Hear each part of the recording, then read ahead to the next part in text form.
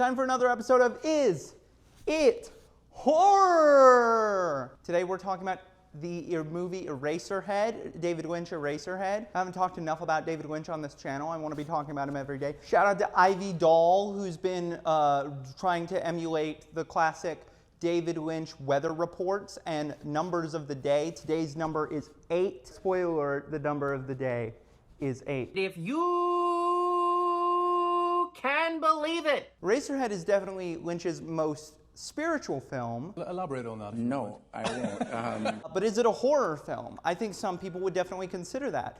It's got a lot of like what you would, like in technical terms, call body horror. There a lot in the back half of the movie. For those of you who haven't seen it yet, because you know David Lynch eludes many folk.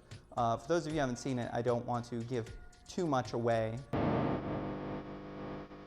But it's a horror film both in the justifications you can make towards like the aesthetic genre rules of it all. It's black and white. It's exploiting the film grain to be scary, which in modern terms like found footage does very well. But David Lynch, obviously in most of his work, explores this kind of third dimensional, fourth dimensional quality that comes with the meta fabric of film, celluloid, and eventually digital, and so forth and so forth. So it's horror in an aesthetic way, but it's also horror in this way where it's acknowledging the horror of adulthood. It's the horror of fatherhood. It's David Lynch's fears. It is a fear-based film. Fears of his strengths in that role, what he can bring to that role. And also the societal pressures of that, the expectations of a father, more than just his own mental acuity. I freaking love this movie. I saw it on the big screen back in May. It plays super well on a big screen. I think it has a disturbing quality in a theater. It has a disturbing quality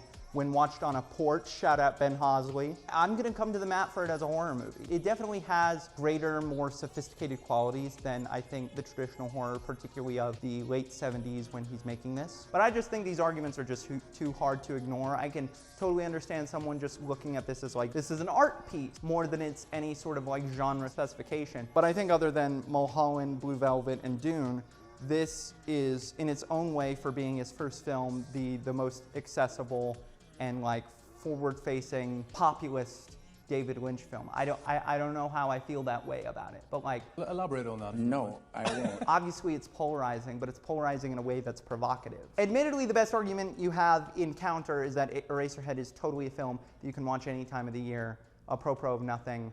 It's not a Halloween film, but it is a horror film. What are your thoughts? I'm open to hearing all manner of opinion. Have a great day.